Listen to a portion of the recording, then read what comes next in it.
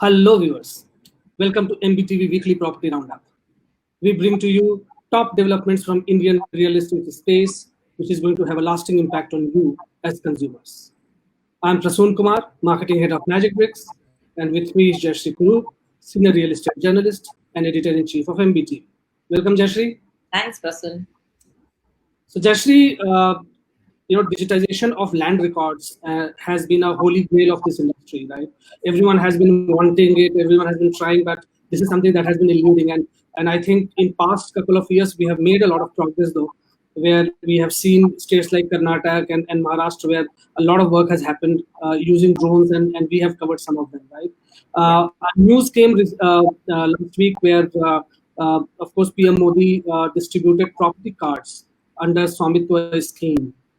So if you can just tell for our viewers about this scheme and why this is significant, right?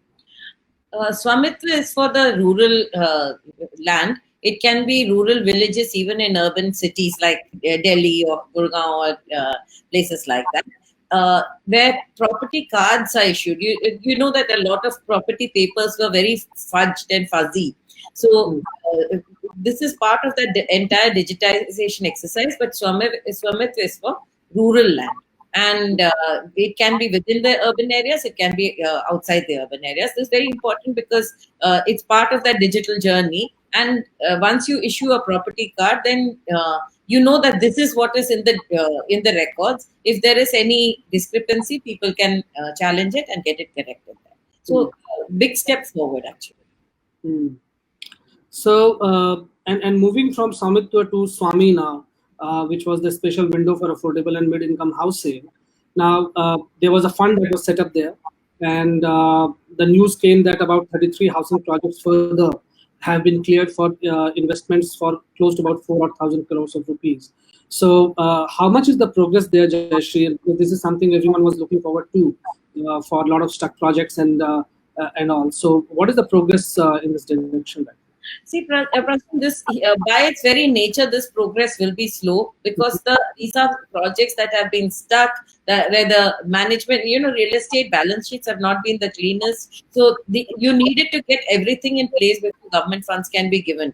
And remember that there were prior lenders. So first lender and second lender, first lender NOC is required before the second lender can be given. And remember, when SBI caps comes, it's the last in, first out. They come with last man funds, bring the funds, complete the project, and get out. And then when the project is complete, whatever is left is what the first lender gets. So there has been a lot of contention around this whole thing. And now the good news is that a lot of projects have been approved. But have they actually got the funds? Not very many have got the funds. It is still in process, and the developer body tells us that they are still waiting for funds. So, progress has been tardy, but at least about 22,000 people will be benefited if this money is given. So probably a time-bound implementation of these kind of things, where a developer is also given a time. If you're applying for fund, within a stipulated time, you should kind of present all the papers and clean up everything. Do you think those kind of things can work? It can, Prasun, but the legacy issues are so many that it's easier said than done. So even the monitoring of that whole thing, remember there were no standard formats in the previous regime. So they have to feel their way through. They have to do a lot of improvisation, and these are projects which have run out of funds. But these are projects which have the potential to complete the project and give the houses to people. So let's look at the positive. The whole system today is working towards delivery of projects rather than anything else. And I think towards that end, it will still be a slow progress, I feel. Okay, all right. Now, talking about progress, Jayashree, Sare Homes in Gurgaon has been stuck for quite some time and leading to much of buyers' distress. Now, Haryana RERA has allowed the Association of Allottees to take over the project and take it towards finishing. Overall, is it a good model and can be replicated across a lot of stuck projects? This is a landmark ruling. And I'll tell you, there are 2-3 reasons why this is landmark. The Haryana RERA, the Mr. Khandelwal, has actually studied Supreme Court orders, High Court orders, and then passed this judgment and the RERA. But they have not left any strings, loose strings. They have studied the order very well and given it. What they've actually said is that there is no developer. It was a fund, and the fund has they have stopped giving money in, and now you don't know where this fund is going and how this money will come.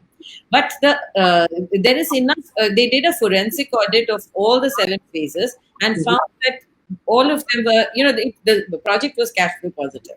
Just one phase is slightly in the negative, but there's enough overflow from other phases to complete this project. Now the thing is that if the project can be completed, Haryana RERA says that the first rule that RERA will follow is that the project has to be complete and the consumers have to get the house. So that they've given the Association of Allottees 3 weeks to come back and say that whether they can build or not.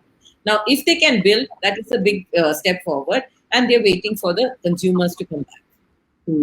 Okay. Now, come monsoon, Jayashree, and you start hearing the news of lots of dilapidated buildings falling, and a lot of casualties happening. But alongside, there are also buildings which are poorly constructed, have structural issues. They also fall and leading to much of distress.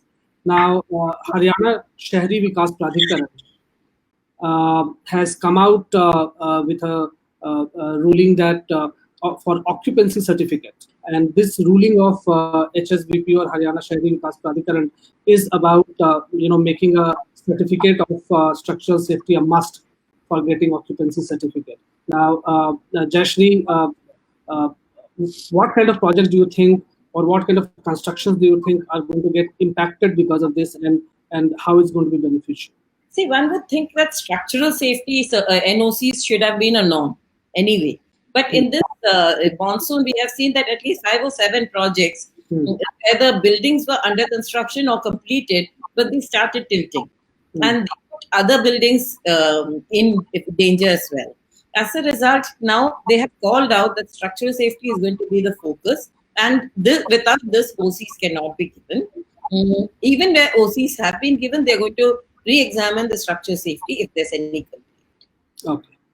So that's overall for safety of consumers. Now, moving to a very strange news which came from Mumbai, where the High Court has wrapped the stamp duty authorities for close to about rupees 11 crore excess duty charged. Now, this is quite unfathomable as to how can excess duty be charged in with clear-cut rules and regulations. But what is your reading to this entire thing? You see, authorities cannot flex their muscles. The industry is not going to be cowed down by that. And that's what comes through here.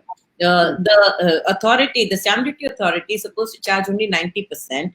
The stamp duty is supposed to be charged on 90% of the value. They charge it on 100% of the value. When the developer raised the issue, they didn't agree. So the developer had to go to the High Court, and the High Court has wrapped them, saying that if the law says 90%, you have to charge only 90%. A lot of authorities across our country, especially in the states, they've noticed that by dint of the fact that they are the authority, they do try and throw coal on the developers' eyes and things like that. I believe that authorities today have become highly speculative. Authorities need to follow the brief, and authorities need to be the standard. That's not happening in most places across the country. Well, so viewers, we have uploaded a couple of links of some of the programs that has been done on MBTV related to what we have discussed today. We'll come back again next week with many important developments which is going to have an impact on you. Till then, keep watching MBTV. Thank you for watching.